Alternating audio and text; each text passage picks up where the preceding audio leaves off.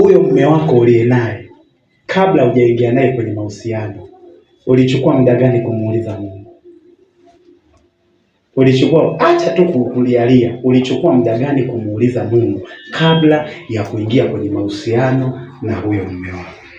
Kwa sababu walio wengi nimesema kwamba wanapotafuta mume au mke hawamshirikishi Mungu, ila wakiwa wameingia uwanjani wakakutana na vita iliyo ndani ya uwanja, ndo wanataka kukimbilia kwa Mungu kumuuliza huyu mwanamume huyu mwanamke ni sahihi au sio sahihi. Sasa kikanuni, kwa sababu Mungu ni wa kanuni, ulitakiwa umshirikishe kabla. Walio wengi wanafanya kwa hisia zao na tamaa zao, alafu baadaye wanakuja kumshirikisha Mungu.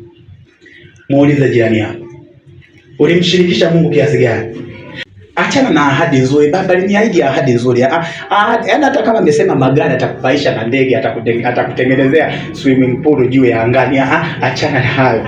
Nasema hivi, maana hizo swaga ni za kawaida. Nasema hivi, kabla ya kuolewa na huyo mume wako huyo, ulimshirikisha Mungu kiasi gani mpaka unataka ashiriki kwenye mateso unayopitia? Kabla ya kuoa huyo mwanamke, ulimuuliza Mungu kiasi gani? Ulifunga kiasi gani? Ulichukua muda gani? Au ulipoona anachelewa ukajichomeka mwenyewe? Na kama ukuanza na Bwana, chagua kwenda mbele za Mungu kwa namna ya rehema. Sema tena amina. Ni bora ukaonekana unachelewa, lakini uwe na uhakika na safari yako. Mungu akamwambia Musa, uso wangu utakwenda pamoja na wewe, nawe utapata raha nafsini mwako.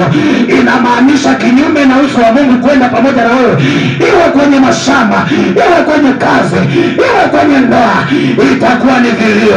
Tafuta kuzungumza na Bwana, tafuta ishara